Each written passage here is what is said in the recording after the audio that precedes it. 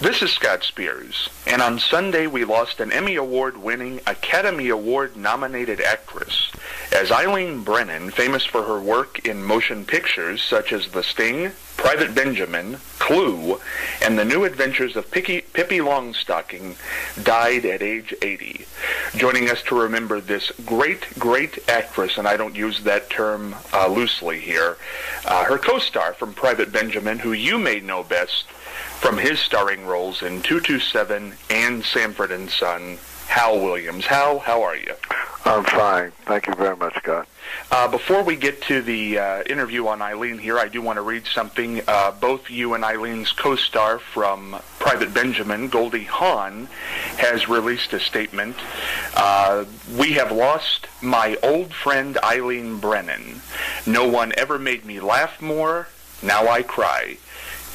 Please keep singing, darling, on high. Rest. And that's from Goldie Hawn. Mm-hmm.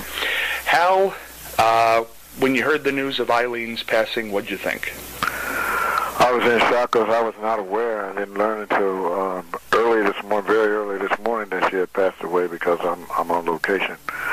And I was just crestfallen because she was such a dear friend, even though I had not seen her in the past 2 years. Eileen was the consummate actor, the consummate professional, a great human being, the champion for the everyman, a champion for the common man and the underdog, but a very direct person when she interacted with people. She didn't pull any punches. She was straightforward about everything, and you had to love her. You had to love the courage she had, the sense of humor she had. She made me feel so special, and the opportunity to work with her was such a great thing for me because I had idolized her in all her previous movies and stuff, and I said, I'm going to be working with Goldie Hawn and Eileen Brennan close up for 8 weeks. It was just wonderful, and all the members of her family, Katie and Jerry, who was her stand-in, her sister Jerry, Petey, who was a nephew in the NFL, as a coach in the NFL, the kids, Sam and Pat, I mean, all of them, we became family. And it's the kind of situation where you don't have to see somebody every month, every day, even every year, but it's always there. Every St. Patrick's Day, I was always send everybody a card. So she's going to be sorely missed professionally and in every other way. Yeah, absolutely. And I want to get back to that personality in a second because I think it was very unique. Hal, when somebody passes away at 80, we think now 80 is young. When you hear this, is it shocking to know that she's gone?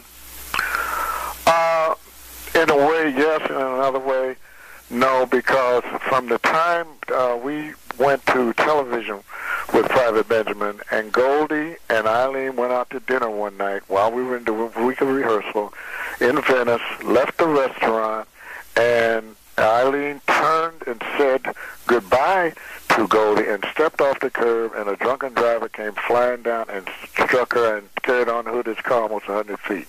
Shattered her leg. She went through tremendous treatments, a lot of pain, recovered somewhat from that, and was on a proscenium stage down in Texas and stepped on a black cloth over the orchestra pit, fell into the orchestra pit, and was injured all over again. Then she's had other complications down through the years and was not doing that well physically when she got the latest illness, and that's what took her away from here. I knew that she had had a long period of poor health. Do you remember the last time you saw or spoke to Eileen? The last time I spoke to Eileen, she was living in Ojai, California, with her 2 sons. And we spoke briefly. I hadn't seen her, and she was asking me about coming down to the desert where I live in Palm Springs area, or over to Hawaii, where I live on the island of Kauai. And we talked about that, the possibilities. I said, well, you just let me know when you got the time and when I'm going to be there, and we'll hook it up. Mm-hmm. And that was the last time I really spoke with her. Do you remember your first encounter with Eileen? My first encounter with her, I was nervous and everything else because I had auditioned with Goldie and gotten the role, but I had never met Eileen. And when this is a giant, coming on the set, and I didn't know what to do. I was in awe, and she grabbed me and hugged me. And this is he said, Goldie said a sense of humor. She was fascinated by my derriere. She would always pat me on the butt and say, "That's a beautiful butt." Now that's a great story. I like that. So that's just the kind of person she was, and that put me at ease, if anything could. How, as a great actor yourself, if you take away all the I don't want to say pomp and circumstance, but if you take away all the things that were just Eileen Brennan, when she was portraying another character, how good was she? Over the top, excellent. Yeah. That's why she was so much in demand, and that's why she had tremendous power.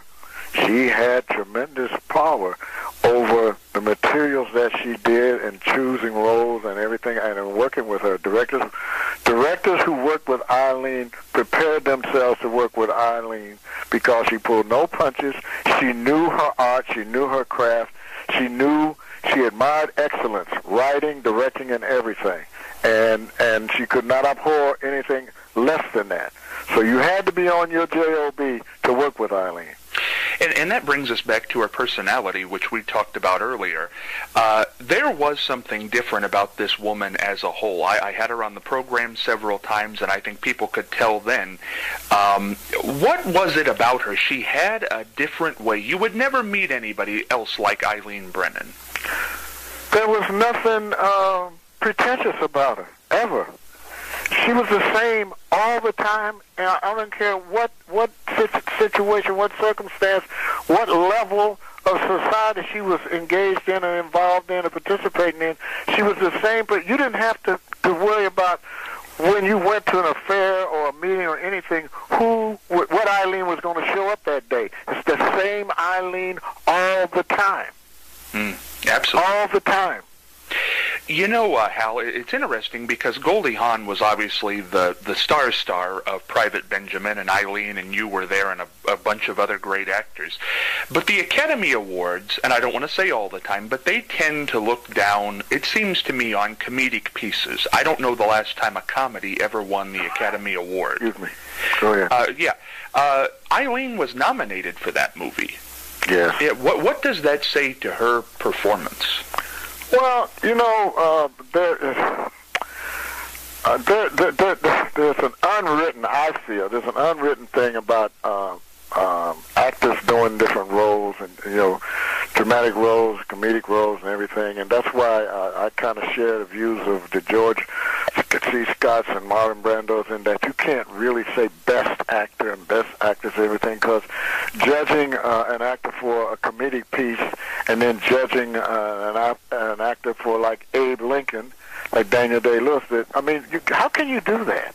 You know, comedy is much more difficult to do, but I think drama is much more respected. And it kind of gets a shaky stigma attached to comedy things.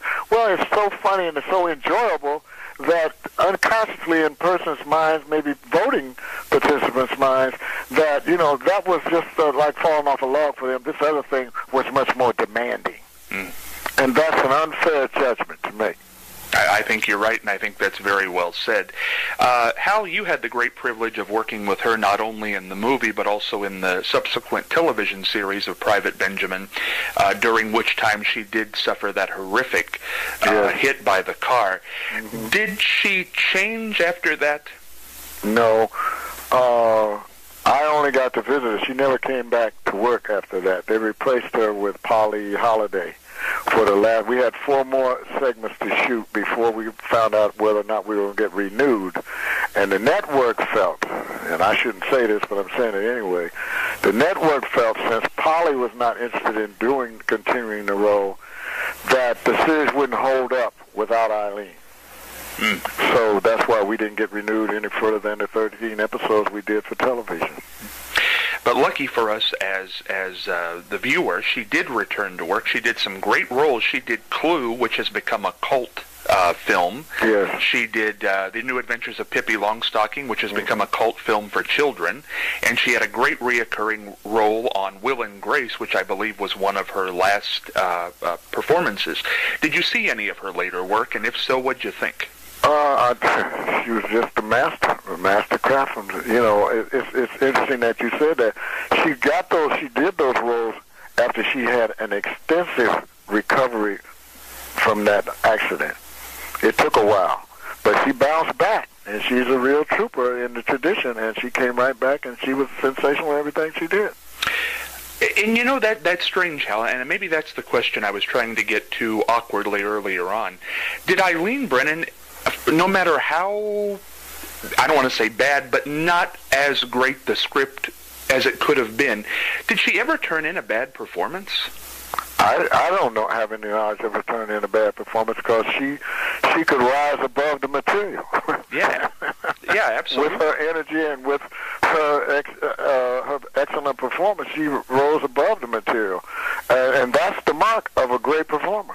I think you're exactly right. Favorite memory of Eileen as you look back? When somebody 20 years from now says, Hal, tell me about Eileen Brennan, what's the first memory that's going to pop in your mind? A big smile pops on my face because she was so sweet to me. There were so many people that were afraid of Eileen because she was demanding. She demanded that you do your best, which she should have. And so many people don't do that. So many people give in and go for the, like you said, the pomp, circumstance, and all the BS involved in our business. But you have to love her. Once you meet her and know her, you have to love her for who she is. And if you saw her, it brightened whatever kind of day you were having. It made it even brighter. I think you're exactly right. How, when you can answer this from either perspective, when people look back 100 years from now, because her work is going to survive, there's no doubt in my mind, when they look back at this woman and they pull her up, how are you going to remember her personally? How do you think the audience will remember her personally? I think those of us old heads who still admire early films, black and white films, and not all this car chasing and blowing up stuff, when classic films like TMC classics and things like that, we'll think about that she has to be, if there was such a thing, she has to be, she didn't get the Academy Award, but she's got to be in the Academy Hall of Fame, and at one of the top 10. And people wanted to work with her. Oh, yes. Yeah. Yes, because they knew anytime there was a project with her name attached to it, you don't have to think about whether you want to do it. If she's in it, I want to be there. Because whatever it is, whether it's comedy, drama, it's going to be a great experience. We're going to do great work. She's going to get the best out of us, but more importantly, we're going to have a good time doing it. And wasn't that the truth? You know, in my short experience with her, the thing I've been saying all day, one of the most unique people, and I don't mean that in a bad way, that you could ever meet. There was nobody like her. No. Never will be. I don't think there ever will be again. No. Hal, I can't thank you enough. I know you're busy, a busy time of year for you, doing some work down there in North Carolina, getting ready for something great. The National Black Theater Festival goes on all this week, 80 plays. And you believe that. And I'm doing one called Women in the Pit about women preachers. So I'm an elder this week. And you keep working, and we're glad you keep working, and we're going to catch up with you soon when you come back to Ohio in the near future. But boy, I can't thank you enough for taking time out of a busy week to remember what I consider one of the greatest actresses of our time, Eileen Brennan. You're absolutely right. Thank you very much, Scott. Thank you, Hal. Bye-bye.